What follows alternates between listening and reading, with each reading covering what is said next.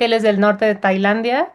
Él justo acaba de terminar su doctorado en bioquímica y aparte tiene una empresa de textiles en donde hace tejidos, hace talleres, tintes naturales, trabaja con diferentes telas de algodón, de seda y con fibras de piña y consiguió un trabajo de investigación en la universidad sobre los procesos de tintes naturales y las formas tradicionales de teñido. Eso, como adaptar sus creencias, sus formas de pensamiento y como científico, pues también cambiar como su forma de ver las cosas y aprender de sus historias. Entonces él dice que visitó 17 provincias en el norte de Tailandia.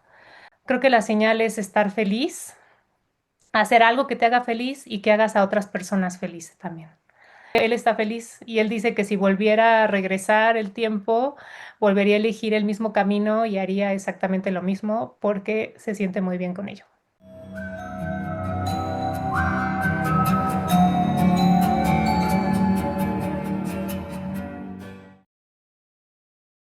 Bienvenidos a Caminos Alquímicos.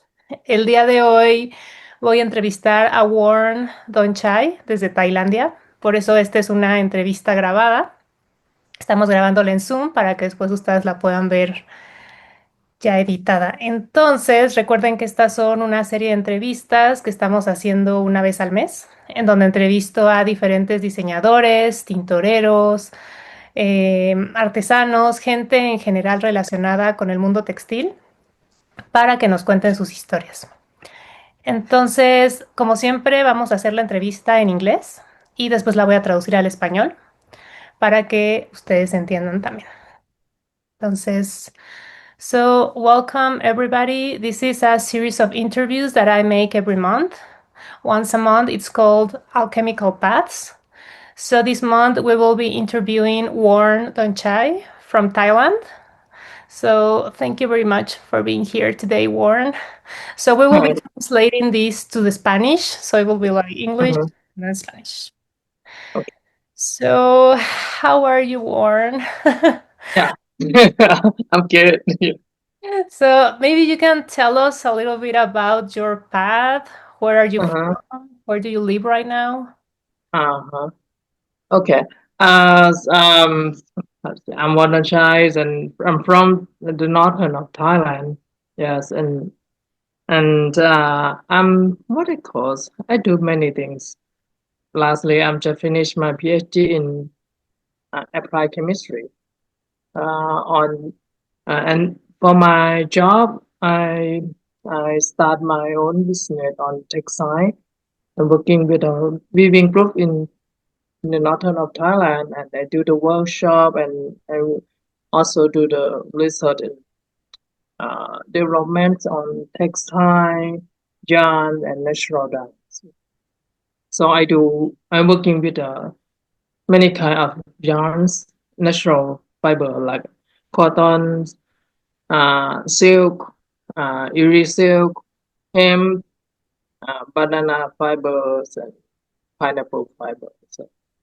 And also, I'm working with all kind of natural dyes. So basically, I'm working on eco productions of textiles. Eco Productions. Yeah. Okay. So Mhm. I'm just writing everything down so I can Mhm. Yep. I will just make a translation very quickly. Mhm. Ok, entonces le pregunté a Warren que nos contara un poco sobre él, dónde es, dónde vive ahora. Y dice que él es del norte de Tailandia.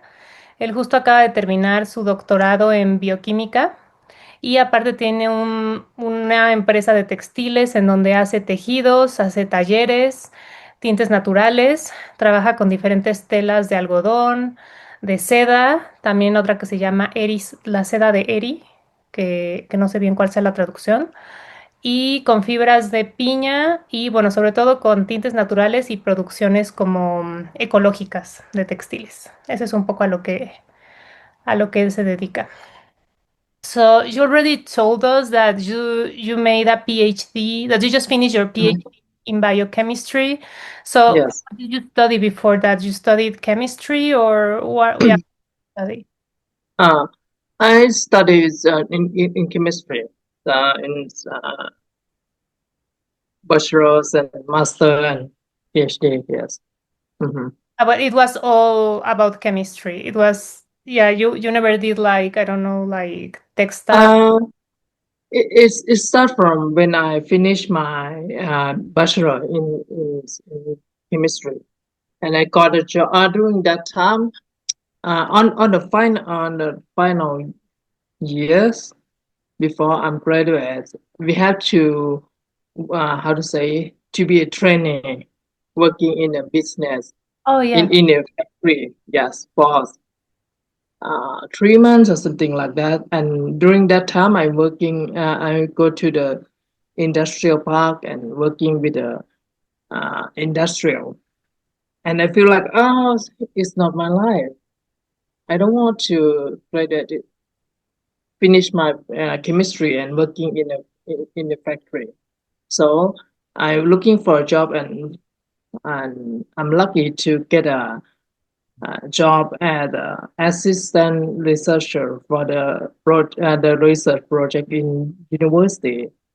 They're working on study to research and development on uh, research on natural dyeing process Oh, okay. to understand uh, the process and the all kind of chemistry or scientists practice on the in the traditional way to use a scientific method to understand and approve their quality by design or approve the production scale. And after that, we got the result that research, and we by that project we have to do workshop with the weaving group every part of Thailand. So that that from that project I realized, oh, I'm chemistry and I can do something that benefit to the peoples, and I didn't have to working in the industrial. So and I feel like, oh, by my background on chemistry, I understand what happened in dyeing pot, and I know what happened and how can we improve the qualities of the yarn and the dyeing process to make it better quality. So yeah, it start from that. Oh, thank you. Okay, so let me translate that and then we can continue. Okay. Yes. Entonces le pregunté que qué estudió porque hace rato nos dijo que él había hecho un doctorado en bioquímica, pero quería ver cuáles habían sido sus estudios antes. Pues él dice que sí, que sus estudios fueron en química también, su máster en química también y su doctorado, como nos dijo también. Sí, o sea, hizo como una licenciatura en química y años antes de graduarse tuvo como unas prácticas profesionales, lo que entiendo, en una fábrica, en la industria, y estuvo 3 meses ahí y estando ahí él se dio cuenta que esa no era su vida, que realmente no le gustaba eso. Y bueno, terminó como sus estudios en química y consiguió un trabajo de investigación en la universidad sobre los procesos de tintes naturales y las formas tradicionales de teñido. Entonces estuvo trabajando en ese proyecto para mejorar la calidad y la producción a gran escala. Y después de esto tuvo que dar talleres, como, bueno, yo entiendo que como parte del proyecto tuvieron que dar talleres en todas partes de Tailandia. Y bueno, él se dio cuenta que como químico realmente no tenía solo que trabajar en la parte industrial, que no le había gustado, sino que también podía dedicarse a esto, ¿no? Entonces se interesó mucho en toda la parte química de los tintes naturales, qué pasa cuando estás tiñendo en una olla, cómo puedes mejorar la calidad, cómo podemos hacer como para que el teñido quede mejor. Entonces eso fue lo que nos está contando por ahora. So, so I don't know, did you ever thought about working with textiles before when you were young, or that never Uh, through your mind? I was I didn't think about that, but after I how to say thinking about back to during my childhood time, I grew up with my grandma, and uh, she's always asking me to, how to say, put the yarns to the needle. Have you? Oh, yeah, I Yeah. understand. Yeah, yeah, yeah. He do this a lot of handwork, that stitching and many things. So, and she always asked me to working with her to do the stitching, to help her to put the yarns in the needles, and and I'm always she is spinner also. We have a traditional spinning wheel that she's always spinning the cotton, spinning and do the cotton yarns and thing like that. It's it's in my memory. Mm. So, and she's when I start to do the research, after I'm working on that research. Uh, I have many questions about what the people in the doing for indigo dyeing, or uh, how to say, spinning or weaving. I asked my grandma, and she's no. She have done it before when she was young. She's showed me what kind of plant that they do for dyeing, the what kind of indigo that we have in the village. So I got many knowledge from my grandmas. Yeah, but it's but before that, I didn't thought I gonna be working on textile. I'm always would like to be a scientist, something like that. Yeah. Yeah, Hmm. of course. Oh, that's really nice. So your grandma is also a weaver, or she was mostly a spinner and stitching and oh, I think we lost connection. Can you hear me, Warren? Uh, I didn't. I think yeah, I think it's because of the connections. But now it's fine. But be- the questions before that, yeah. Sorry, I don't. Yeah, I think we lost connections for the connection for a while. Do you hear me now? Can you hear me now? And now I'm hearing you. Ah, okay, okay. Yes. That's good. Okay, yeah, I was wondering if your grandma is also a weaver, or she only spinner and stitching and embroidery. She do embroidery. She is spinner, and she have friends, and she know people who are weaver. And she when she I start to uh, asking her about the yarn textile, she's bring me to meet with the weaver in the village. Oh, that's good. That's good. Okay, so what's the name of your village or your grandma's village? My grandma names Riang Liang Liang. That's the name of Liang. your grandma, right? Yes, yes. Uh, And the village where you're from? village. I'm from Pasang village. Name is mean bamboo forest. Okay, okay. Yeah, Ah, Pasang. that's nice. Is there a lot of bamboo? Yes, yes. That's Mhm. really pretty. So how do you spell that? PA? Well, no, I know we can't spell it, but maybe Pasang PHA uh,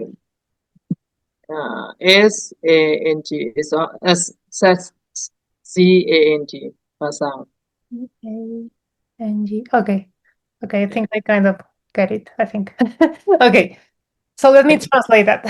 Um, Ok, le pregunté que si había pensado alguna vez en trabajar con textiles antes de esta investigación, cuando era joven, por ejemplo.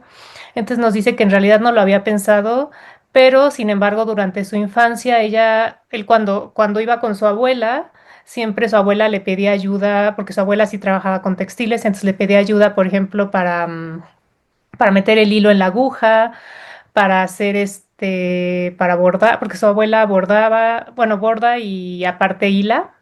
Entonces siempre le pedía como que le ayudara con cosas o que trabajara con ella. Entonces está como en su memoria.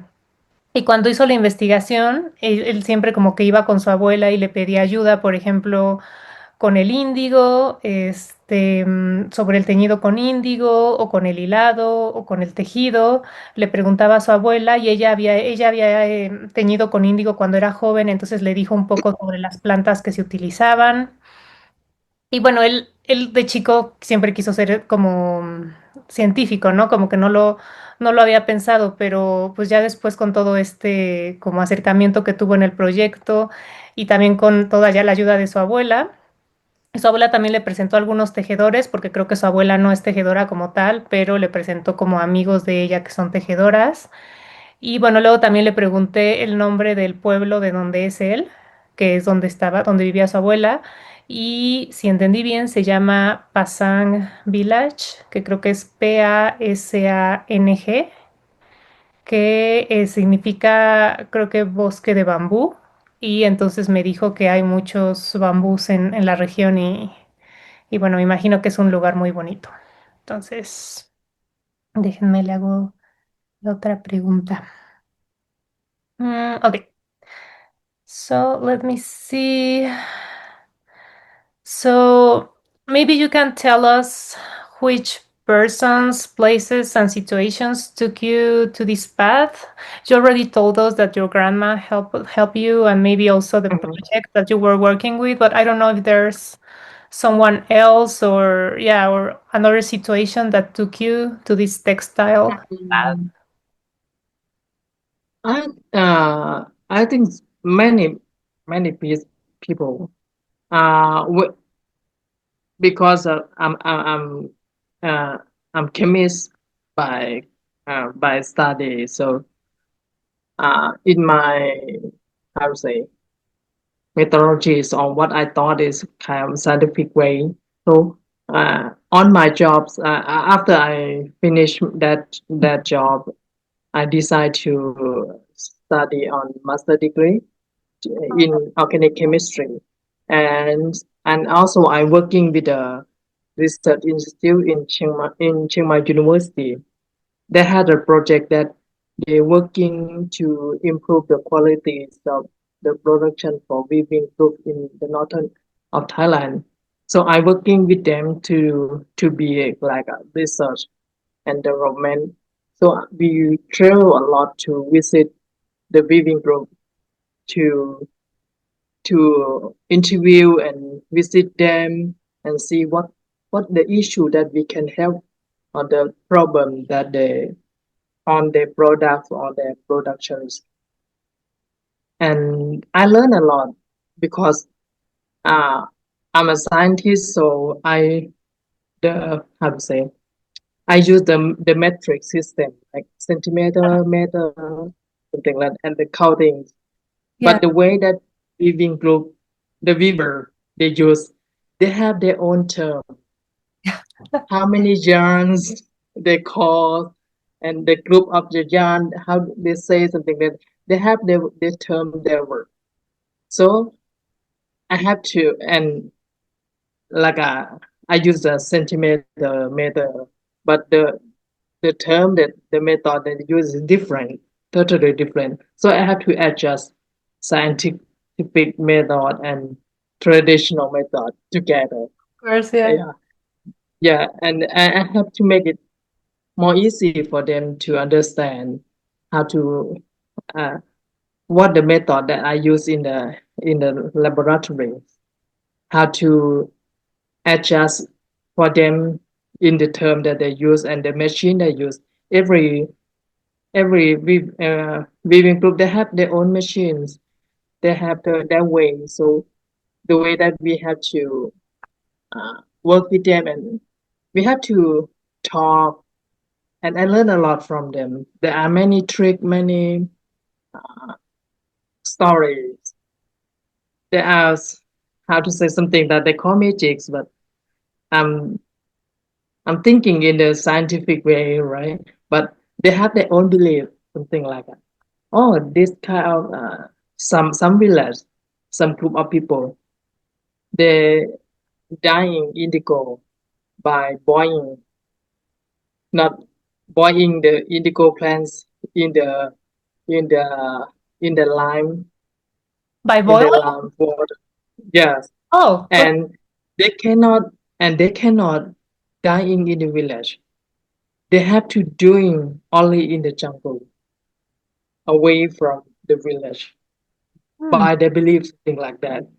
So when I go to visit them, interview, and do the workshop, we have to adjust our thought, our belief in the way of the each of village. So it's fun, and I learned a lot for the scientists like me to understand something like that.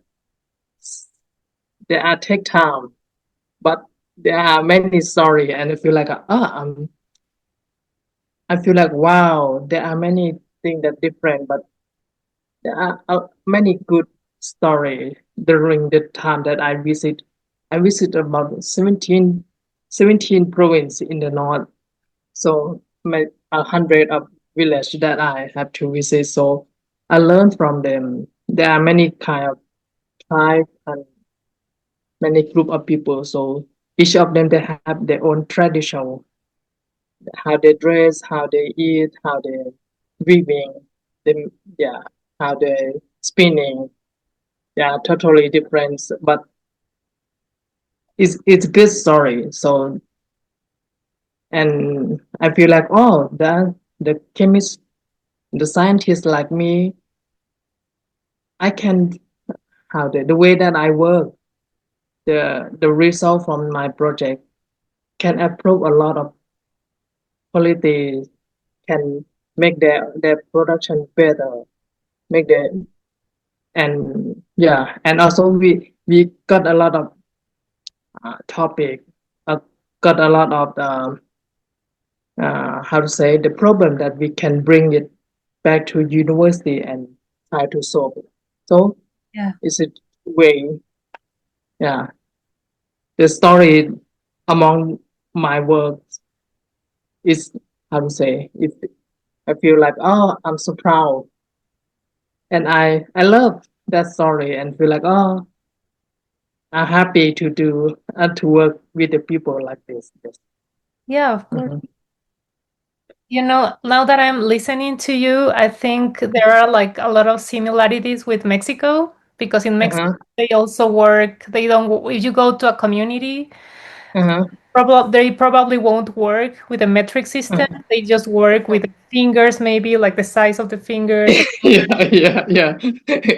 I think it's very, I don't know, I always like how even though we are very far away, we Uh-huh. have a lot of similarities. Yeah. Yeah, so I understand perfectly what you're saying. Okay, so let me translate this because I have. Yeah. Um, ok, entonces le pregunté si qué personas, lugares o situaciones lo llevaron a este camino, si nos pudiera contar algunas de esas experiencias, porque ya nos había contado un poco sobre su abuela que le ayudó en este camino y un poco del proyecto, pero si tenía otras, pues de otras personas o experiencias que nos quisiera compartir. Encel dice que sí, que realmente hubo muchas personas, porque como él es químico y en sus estudios pues lleva toda una metodología, lleva el método científico, entonces bueno, pues siempre hay como muchas personas involucradas. Y de hecho cuando acabó este trabajo, después hizo un máster en la universidad sobre química orgánica y entró al Instituto de Investigación espero que esté correcto, en Chiang Mai. Y después hizo esperen, sí, pues sí, empezó a trabajar un poco en una investigación sobre tejido en el norte de Tailandia y empezó a visitar muchas comunidades y provincias para ver la forma de ayudar. Esa era parte como del proyecto. Entonces, haciendo este proyecto, pues aprendió muchísimo porque él siendo científico y no sé, utilizando, por ejemplo, el sistema métrico, pues los tejedores no usan esto, usan otra forma pues de usar las medidas, como le comentaba después que aquí en México también, pues casi siempre usan, no sé, la medida de la mano, la medida del dedo, en lugar de usar centímetros o metros, ¿no? Entonces, ajá, él usaba centímetros, pero ellos usaban otros términos, entonces tuvo que ajustarse un poco tanto su pensamiento y sus creencias del método científico al método tradicional, ¿no? Para hacerlo más fácil para ellos y para que ellos también entendieran el método. Entonces, bueno, estas personas en las comunidades, ellos tienen sus propias máquinas, sus propias formas de hacer las cosas, pero él insiste mucho que aprendió muchísimo de ellos y que hay muchísimas historias que tiene al estar con estas personas. Por ejemplo, tienen una creencia en algunas provincias en donde se puede teñir con índigo, pero no se puede teñir si estás como en, pues sí, como en, no sé si en la ciudad o en la comunidad, más bien tienes que ir a teñir en la selva, ¿no? Entonces, esta es una creencia a la que también había que adaptarse. Entonces, pues es justamente eso, como adaptar sus creencias, sus formas de pensamiento y como científico, pues también cambiar como su forma de ver las cosas y aprender de sus historias. Entonces, él dice que visitó 17 provincias en el norte de Tailandia y, y pues sí, eran personas de diferentes grupos, con tradiciones diferentes, diferentes formas de comer, diferentes formas de pensar, de vestir y de hilar. Y pues sí, muchísimas historias alrededor de esto. Y también pues él como científico lo que quería era como mejorar su forma de producción de textiles y los problemas que tuvieran, pues lograr llevar esos problemas a la universidad para poder resolverlos, ¿no? Entonces sí se siente como muy orgulloso de este trabajo en el que aprendió mucho. Y ya solamente al final le dije que siento que hay como mucha similitud con México, que siento que en México también, a pesar de que estamos tan lejos de distancia, pues siento que tenemos muchas similitudes también. Entonces, ese es un poco lo que nos contó. Um, okay, so maybe you can tell us a little bit about your business, Warn Eco Mhm. Creation. Uh, How did you start that after because you were oh, doing this research at the university? uh-huh. And I think you started Warn Creation in 2019, right? Yes, Yeah. yes. Uh-huh. And after that, I working in the university for a while, I decided to quit my job and receive a visiting research scholar in California State University in Florida and California for 6 months to study and do a research. And after that, after I get back from the stage, I decided to working as a freelance research development. So I'm working with many projects and organizations to working on textiles, working with weaving groups. So I decided to, and after I'm working at a research and development for a while, and feel like I, I the one thing that how to say is the weakness for the weaving group is the marketing and how to do the business. They have the skill on handicraft to weaving to dyeing, but the way that they do the marketing is quite how to say the lack of their skill. So and I have a connection with many people, so I decide to start my business to also to use my skill to how to say to do the workshop and also do the research with many with university and other private sector, and also a part of that I can help the weaving group to do the marketing for them, join them, link them with the people in the marketing in the market like a fashions designer something like that. And also I I I saw the potential for the villager.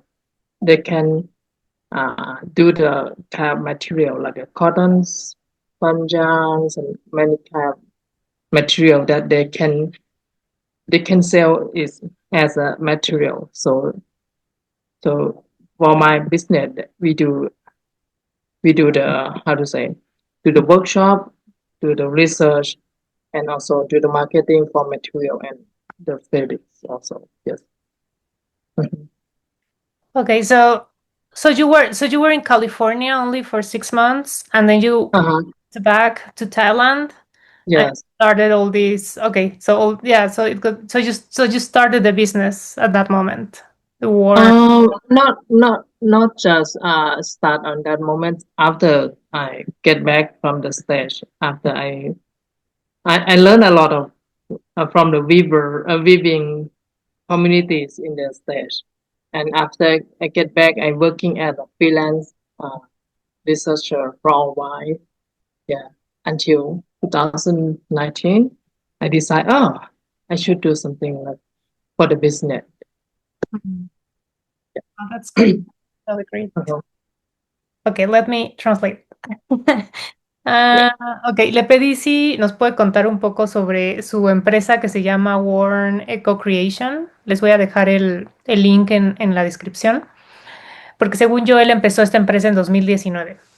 Entonces quería saber un poco cómo había sido su camino de estar de investigador en la universidad a esta empresa, ¿no?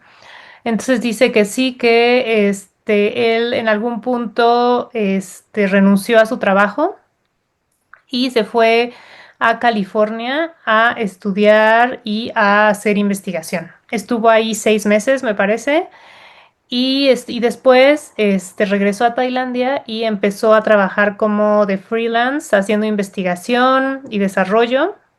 Y bueno, también se dio cuenta que una de las grandes como debilidades de los artesanos era el marketing, porque bueno, ellos tienen mucha habilidad tejiendo y tiñendo, pero realmente, pues no en marketing y para vender las cosas. Entonces, utilizó la conexión que tenía él con muchas personas y empezó pues sí, a hacer, talleres, investigación con universidades también y en el sector privado también y ayudarles con el marketing, o sea, también igual contactar diseñadores, y pues ver todo este potencial que tenían los artesanos de igual de vender materia prima y de hacer pues sí, sobre todo ayudarles con el marketing. Entonces, pues sí, él estuvo en California, después regresó y no fue luego que creó esta empresa, la creó hasta el 2019 mientras fue freelance, pero igual se empezó como a empapar más en todas las comunidades, en todo el trabajo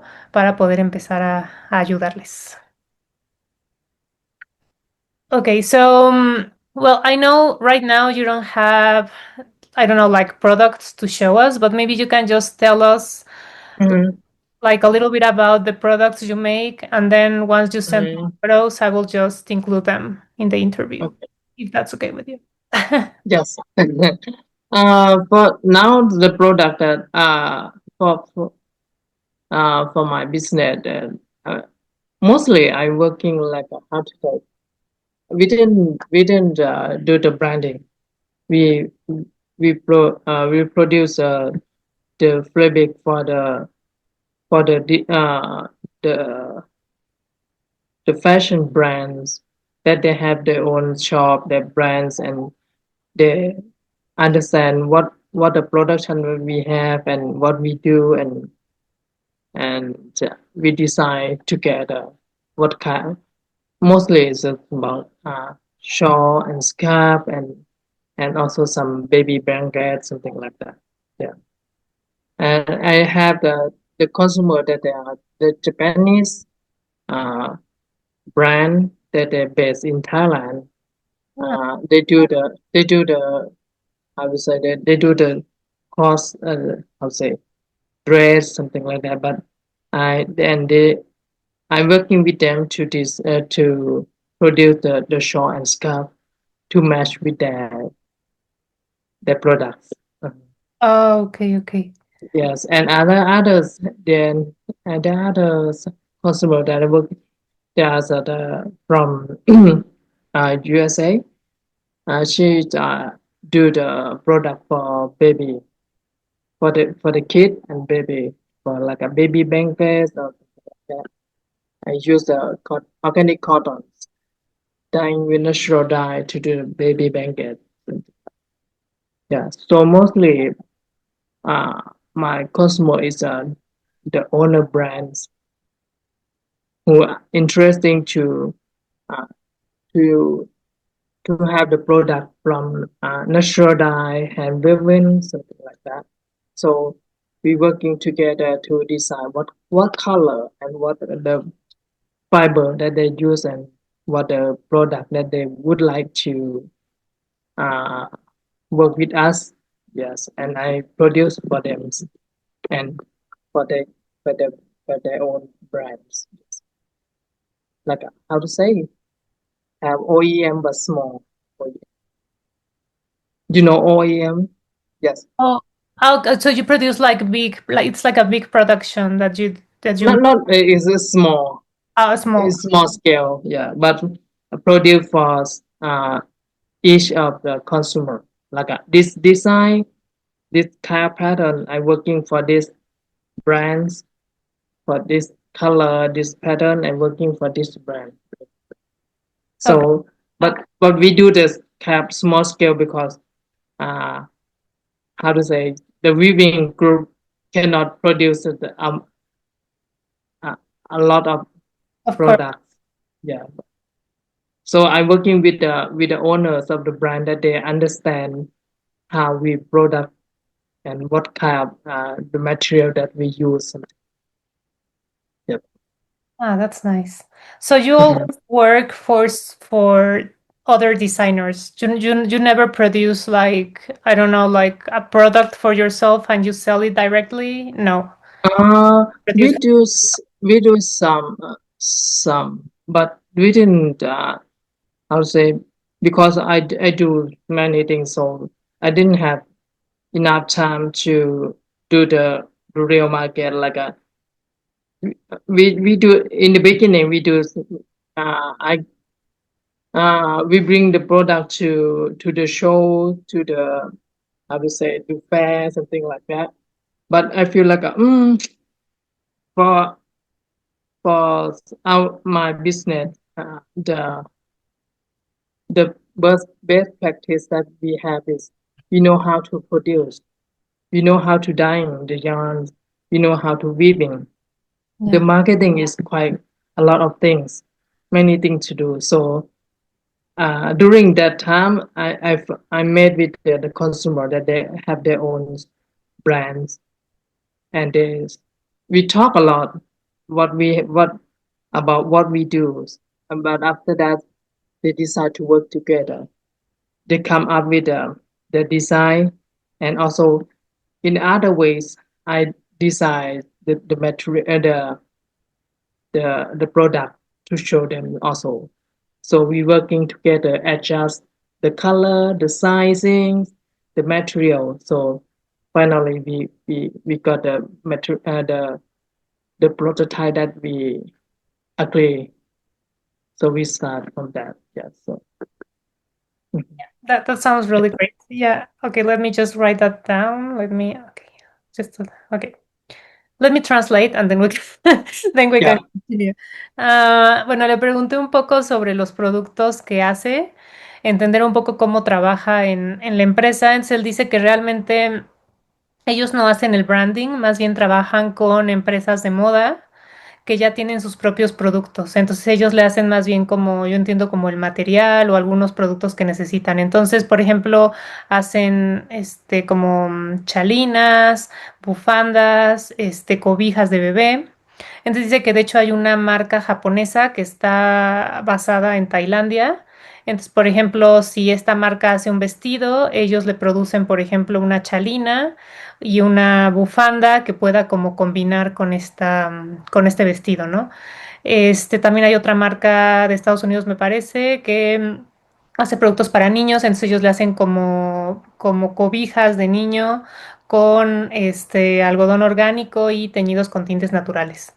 Entonces, pues sí, como que su especialidad es trabajar como con marcas independientes que están interesadas en tintes naturales y en productos orgánicos.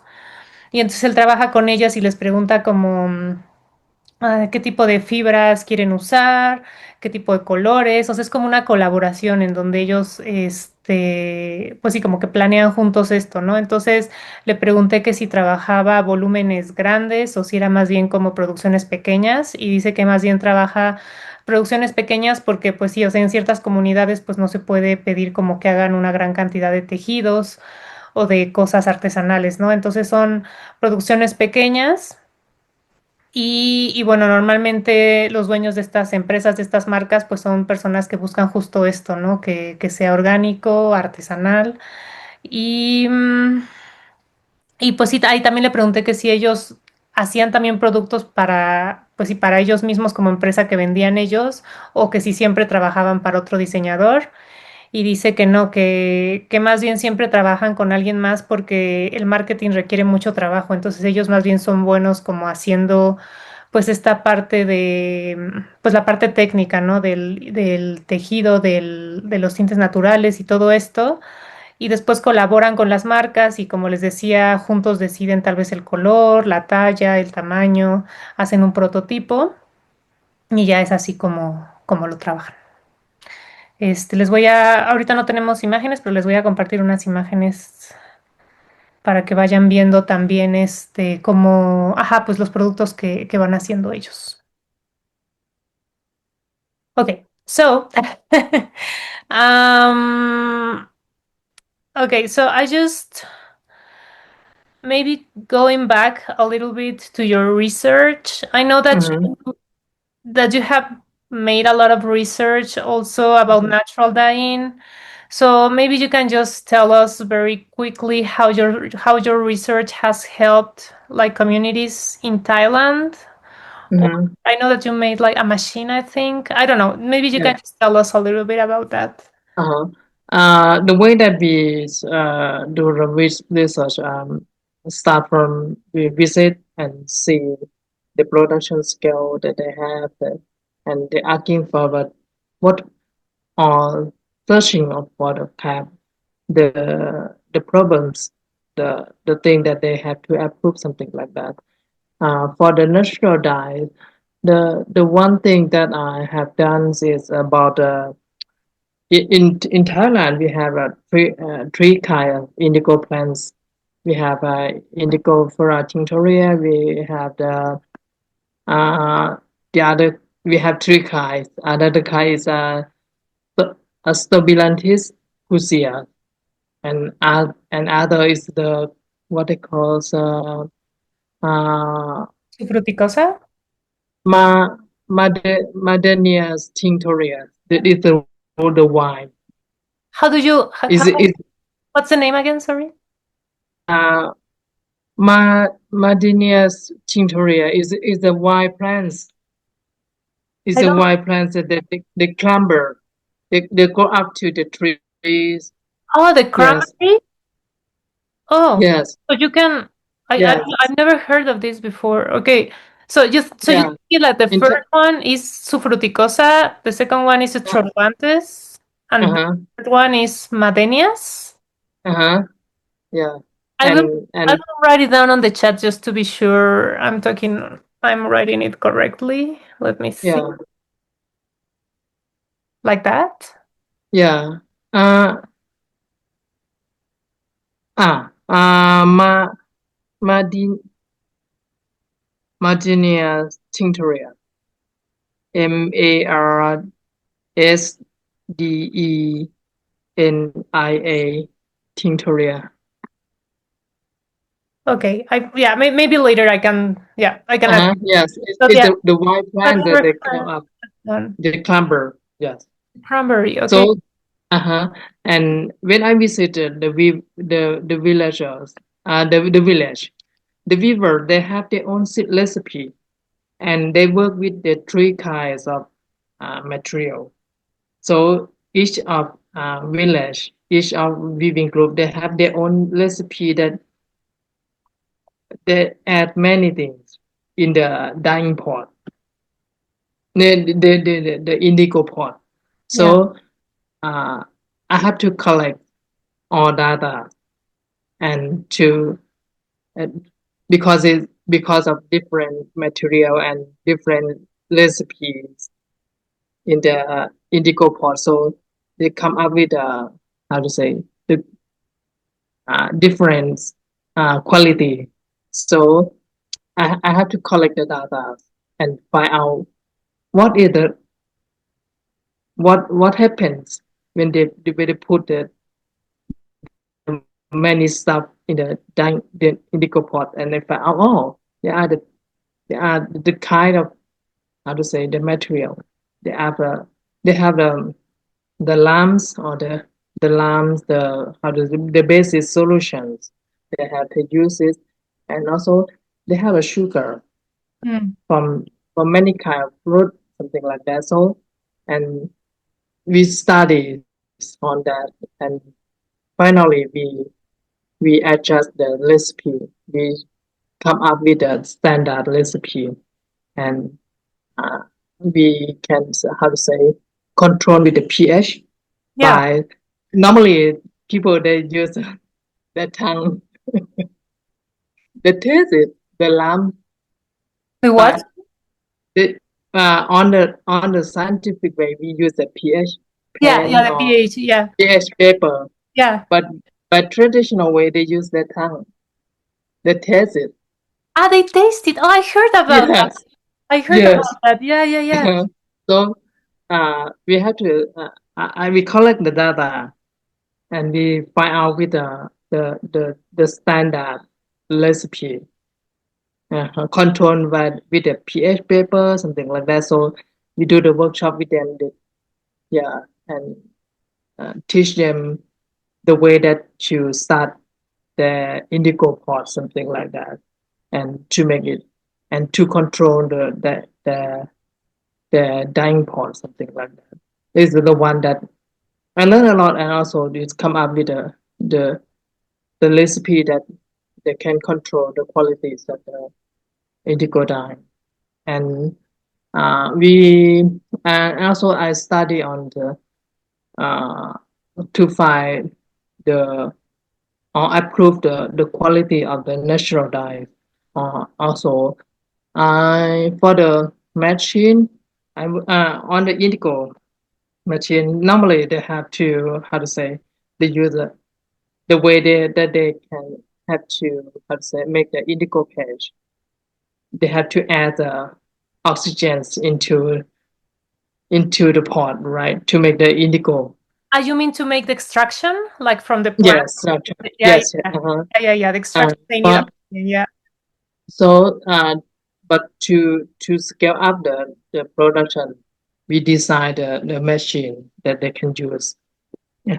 And also we apply the oxygen the air pump, the air pump, uh oxygen pump, yes, to help the productions better and to get the quality. And also we teach them the how to say how amount of the lamp that they use to put in the we calculate the ratios of the lamps that they have to use, something like that, to make the to control the qualities of the indigo paste that they can produce.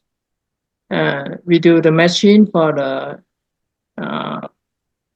we create a machine for the spinning wheels, yeah, and we apply the spinning wheel from India. We call Mandarin Chakra, yes. Uh, because in Thailand we use a different kind of machines, and we apply the machine from India, and also we use the electric for the some villages they can use the electric. We create a spinning wheel by electric, and we do the ginning for cotton ginning. Yes, and many kind of machine that we design create. Yeah, and we working on the material also. I work do research for uh, hemp productions, and last year working on a banana fiber and pineapple fiber to to find the new material that we can use. Mhm. Because it was traditional for them to use those type of fibers, the banana and pineapple. Uh, for banana fibers and pineapple fiber, they use for the other method, not used for the weaving.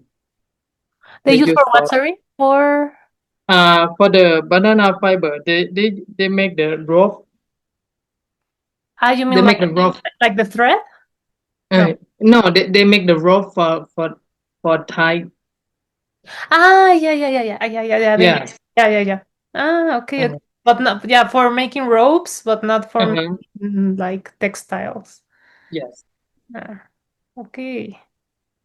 Wow. And banana and pineapple is kind of the leftover from the farm. We plant a lot of bananas and pineapple, and the banana trees and the pineapple leaf is a kind of leftover from the farm. They have a lot. Oh, Yeah.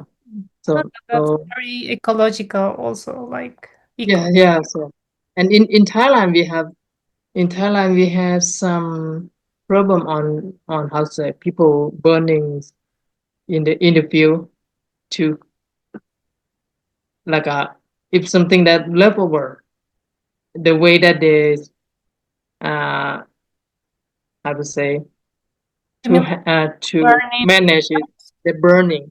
Yeah. Yeah, burning like the uh, fields and garbage, do you mean? yeah. Yeah. So yeah, it's it cause of the pollution. So we decide to we find a way to use the leftover from the farm to create the new product the way that we can use it. Yep. That's really great because when we met in Alabama, I really love Mhm. I bought from you these like Uh-huh. textiles, pineapple Yeah. fiber dyed with indigo, and I really really love it. Yeah. Thank you. So just a quick question because this is really interesting everything that you're telling me. So when Mhm. you're doing the indigo extraction, you are using Mhm. which type of plant you're using right now? The three of them, or only? Uh-huh. Now mostly I use indigo tinctoria, and uh, Stobilentis cusia. You mainly use Strobilantes cusia Uh-huh. because Yeah, I saw. and indigo Which one? and tinctoria. Indigofera tintoria. Okay. Yeah. Because I saw a video of you on Instagram that you were saying Mhm. that you were using Indigofera sufruticosa. Uh-huh. Yeah. Do you use Yeah. that one also, or Yes. Yes. Uh-huh. because well, I think, well, I don't know why, but I thought that Indigofera sufruticosa came from America, like from central part of America and South America, Uh-huh. and I don't know if that's native also to Thailand. I think it's not the native. Mm, It's we got it. I think we got it from India from yes. Uh-huh. okay, yeah, I'm just asking this because I was in a Yeah. project in Mexico where we were Uh-huh. trying to grow again Indigofera Uh-huh. sufruticosa because that was our Uh-huh. native plant here in. Yeah. So we Uh-huh. were trying to, yeah, to do that again. So I was very like curious about that. Yeah. Because the local plant I think is Stobilentis fuchsia is the local, That's the local one. Okay, and another kind is Madinia tinctoria, the white plants. Avenia. Okay, I will look for more information about that. Uh-huh. So let's just translate very quickly. I'm sorry. I know we're a little bit, it's already 1 hour, but can you stay a little bit longer just to, Yeah, yeah, it's fine. Yeah. thank, thank you very much. So let me just translate that because that was a lot of information. Okay.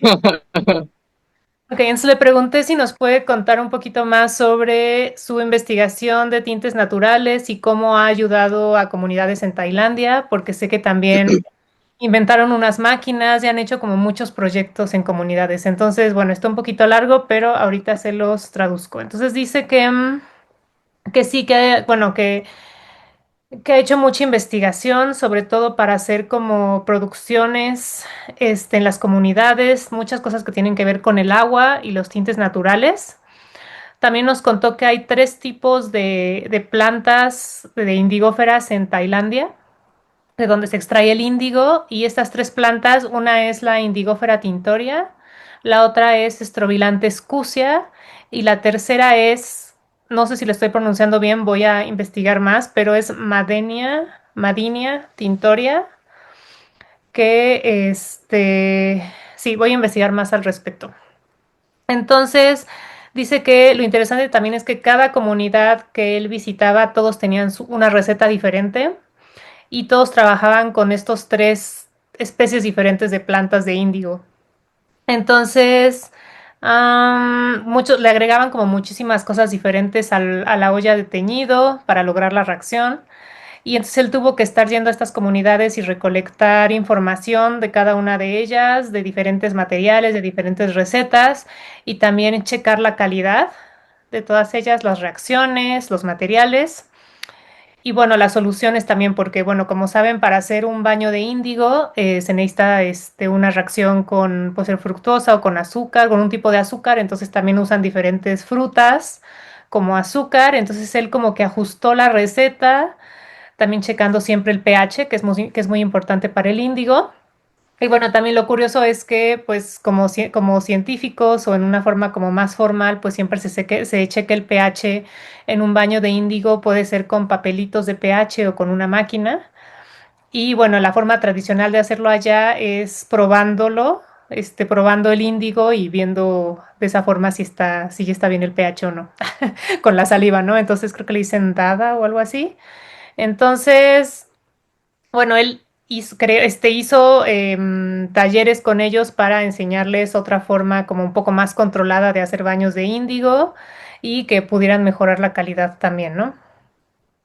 También habló un poco, bueno, sí, la calidad de los tintes naturales. Él creó algunas máquinas, por ejemplo, hicieron una máquina para hacer la extracción del índigo, que como saben, el índigo se extrae de hojas verdes, entonces ese proceso que también se hace aquí en Oaxaca pues requiere mucha oxigenación y que se meta aire, ¿no? Entonces en muchas partes del mundo lo hacen a mano, ¿no?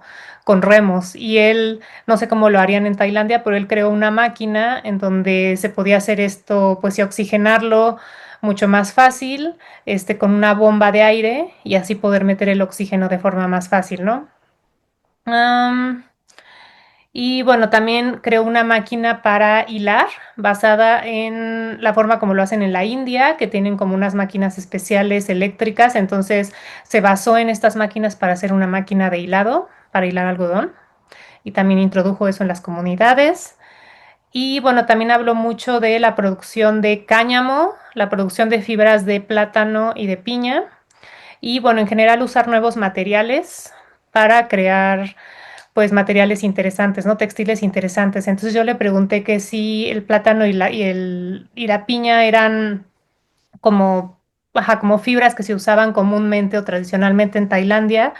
Y él me dice que realmente no, o sea, se usaban para hacer cuerdas, sobre todo, pero no para hacer textiles. Entonces él introdujo como esta forma de hacer textiles con plátano y con piña que de hecho yo, bueno, Warren y yo nos conocemos por WARP, esta organización de la que soy parte, que siempre hablo de ella, y fuimos a una conferencia en Alabama y fue donde nos conocimos, entonces ahí le compré unos pedacitos de piña, de textiles hechos con fibra de piña, teñidos con índigo que me encantaron, entonces aquí pongo algunas fotos de estos productos que están súper lindos, entonces pues sí, le pregunté un poco sobre esto, ¿no?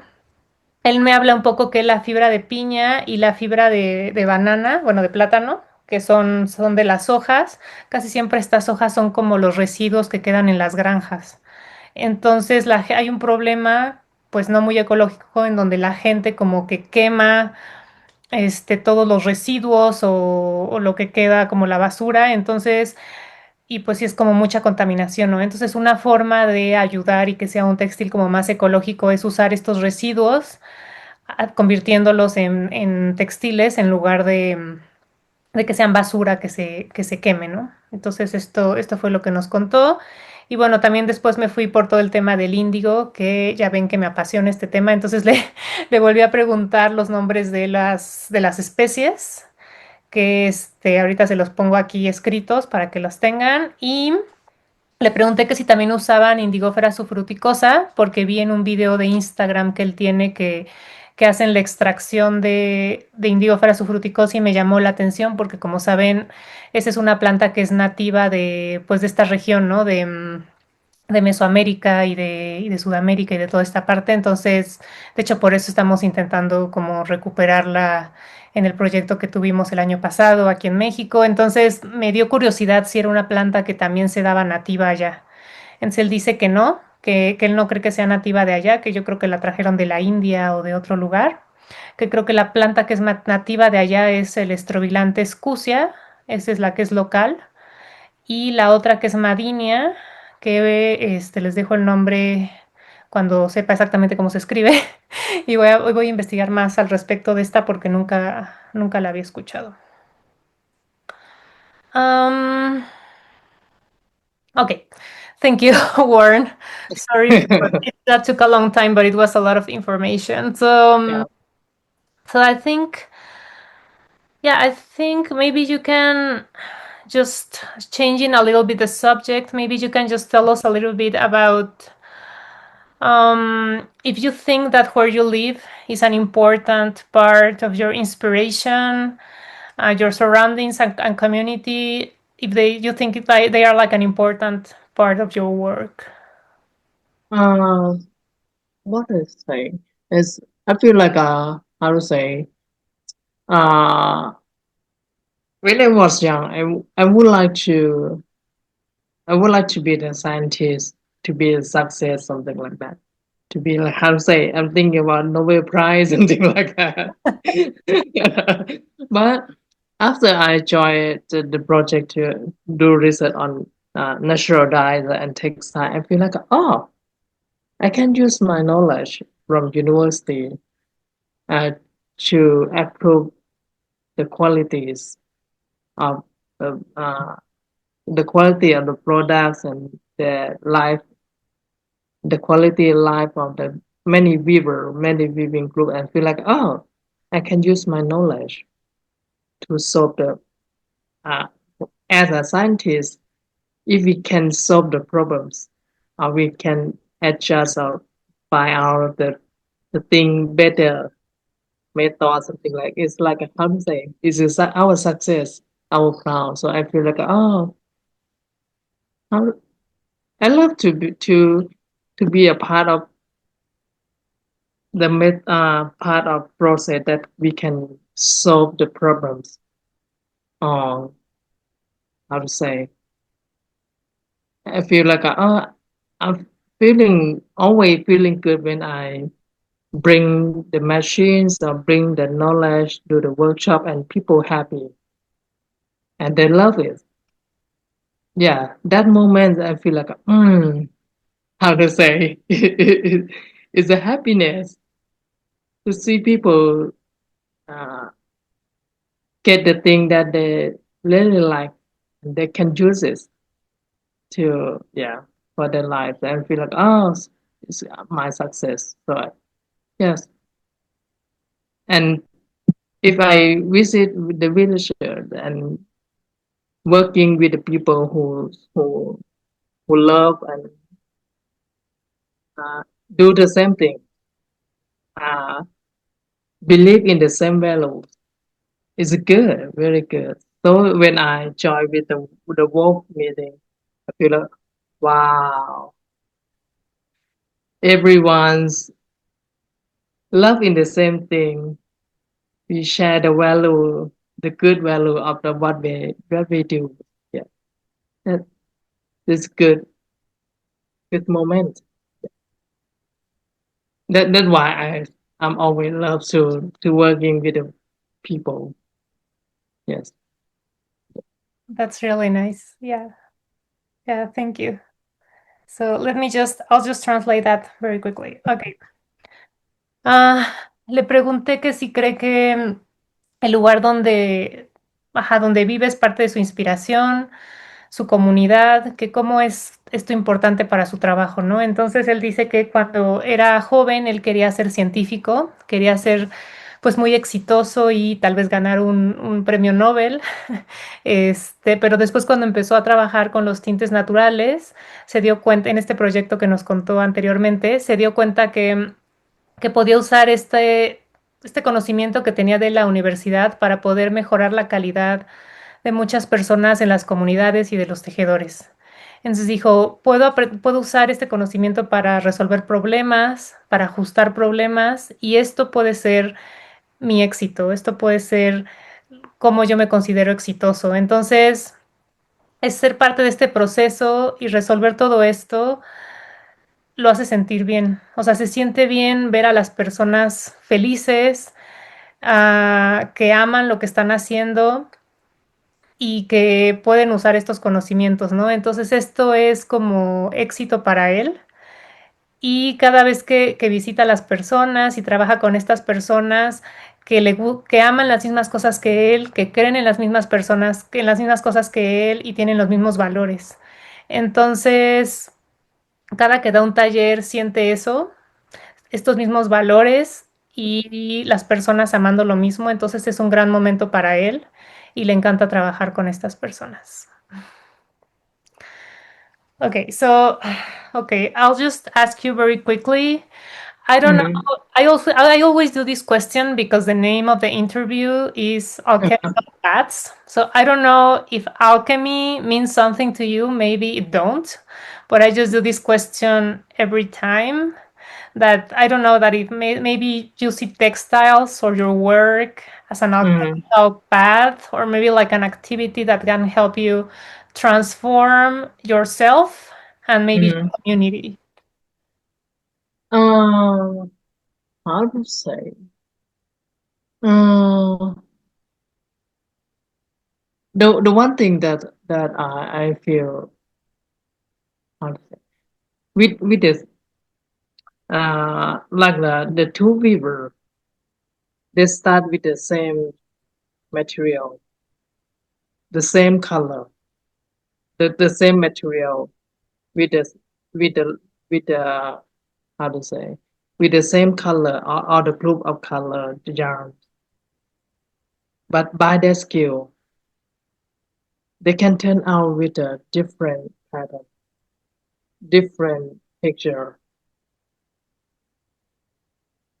I think for me is kind of, is alchemist, is alchemy. Is it is how to say is the is the wonderful things of the skill of people, the creative. Yeah, and I love the thing that yeah yeah that is for me. Yes. Yeah, I agree with you. That happens all the time. I think it's just amazing how we can be doing the same thing and it turns out Uh-huh. very different. So yeah, I agree with Yeah. you. Oh, thank you. Yeah. Okay, I'll just translate it very quickly. Okay, Mhm. le hice la pregunta que siempre hago. Como saben, siempre pregunto qué significa alquimia para ellos, porque estas entrevistas se llaman Caminos Alquímicos. Entonces siempre les pregunto que si la alquimia significa algo para ellos, que si creen que los textiles y el camino que han creado es un camino alquímico que les ha ayudado a sanar y transformar de cierta forma a ellos mismos y a su comunidad. Entonces él dice que a él le parece muy impresionante siempre cómo puede haber, por ejemplo, dos tejedores que empiezan con el mismo material, con el mismo color, pero por su forma pues sí, de hacer las cosas, por sus talentos, al final el patrón, el estampado termina siendo totalmente diferente. Y para él esto es alquimia, como esa creatividad y que termina creando cosas maravillosas. Entonces, estoy de acuerdo con él. Sí creo que eso es parte de la alquimia de los textiles y de los tintes. Okay, so just the last two questions, and then I'll let you go. Thank you for thank you for patience, Warren. So Uh, well, first one is, what are your projects for the future? Do you have like any projects you want to share with us? uh, now, uh, I would like to continue to working on natural fibers. Now it's in the banana fibers and and pineapple fibers and also hemp. So I would like to working on the to how to say to working on the production to scale up the production and also to improve. Now I'm find a way to improve the qualities of the fiber that we can working on to make it more soft, more strength, more strong, something like that, and to so we can and scale up the production. So yeah, we can how to say meet with the real marketing, something like that. Yeah. Mhm. Yeah, Yeah. that sounds great. Yeah. And this year's I'm gonna maybe gonna expand more the village that I can work with. Yeah. Okay, you will work with with more villages. Yes. Yeah. Okay. Yes. Great. And this year I'm gonna open the shop in Chiang Mai. Oh, Yeah. okay. Yeah. Oh, that's great. I join with the others friends who's how to say love in the same thing. We gotta uh we're working on the collections on what do you call, we use the white, blue and browns. Yeah, and we're gonna launch the products and open our shop soon in I think mid in the high season on the this winter. Oh, great. That sounds Yeah. great. Okay. Now we're working on the yeah our collections. So we'll be able to see more information about that on your Instagram account. Yes, yes. Okay, so we will follow that. Yeah, thank you. Okay, so let me translate. La pregunta Mhm. es si nos puede contar un poco de sus proyectos para futuro. Y dice que quiere continuar con las fibras naturales, como nos comentaba, las fibras de plátano, las fibras de piña, las fibras de cáñamo. Y también quiere aumentar su producción, hacer la producción un poco más grande, mejorar la calidad de las fibras, que sean más suaves, más fuertes. Y también este año va a empezar a trabajar con más comunidades. Y también va a abrir una tienda en Chiang Mai, en donde va, junto con unos amigos, va a lanzar colecciones, creo que sobre todo con los colores blanco, azul y café. Entonces, pues iba a abrir esta tienda, va a lanzar nuevos productos ahí. Entonces, eso va a ser en invierno, este invierno, lo más seguro. Entonces le comenté que si nos podía, que si podíamos seguir más sobre esto en sus redes sociales, que les voy a dejar aquí, se las escribo. Y me dijo que sí, que ahí va a estar como diciendo más información sobre esto. Okay, so now the last question. So, what message would you give to other, I don't know, artists, designers, weavers, makers who want to follow their dreams? Mm, how to say? It's hard questions. um, how I think the keyword is happiness. If you feel something, fulfill yourself. When you do something like you feel calm, you feel happy, and the results. Maybe it's just a little bit or a small thing or little thing results, but it meaning to you, fulfill yourself, you feel calm and happy.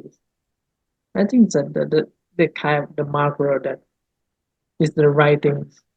For me, is how to say, if you're happy, we we living for happy to be happy. So if you find, if you sure that the thing that you do is make you happy, make people happy, and you bring the good value to the others. Yeah. I think that's a good sign. That's a good way. Maybe, maybe for me, is the way that I walk is totally different from my friends from the same class. Yeah. But I feel I'm happy, and I when I get back in the same spot that I decide to choose, I'm gonna choose this way also. Yeah. Oh, that's really nice. I really like that. Thank you for sharing that. Okay, so Yeah. I'll just translate and then we can finish. Ok, le pregunté que si nos podría dar algún mensaje, alguna inspiración para otros diseñadores, artistas, artesanos, pues sí, emprendedores que quieran seguir sus sueños. Entonces él dice que es una pregunta difícil, pero que él cree que la llave es la felicidad. Si algo te llena, si te sientes lleno con lo que haces, si te sientes en paz y feliz con tus resultados, si es algo que tiene mucho significado para ti, entonces ese es como, pues como la señal, ¿no? Creo que la señal es estar feliz, hacer algo que te haga feliz y que hagas a otras personas felices también. Es poder aportar valor a los demás y pues sí, en eso se basa la señal de, sí, para él. Entonces él dice que él se dedica a hacer algo totalmente diferente a sus amigos con los que estudió química, ¿verdad? Pero él está feliz y él dice que si volviera a regresar el tiempo, volvería a elegir el mismo camino y haría exactamente lo mismo porque se siente muy bien con ello. Entonces creo que me encantó su respuesta y creo que tiene mucha razón. Entonces ahora sí vamos a concluir esta entrevista porque creo que ya nos tardamos mucho, pero okay, so I think that was the last question. So thank you very much, Uh-huh. Warren, for being here today and for sharing all your experiences. It was really great getting to know you better. So thank you very much. You're welcome. Yeah, so I will Okay. leave your social media on the description and Uh-huh. yeah, and thank you very much. You're welcome. Thank you.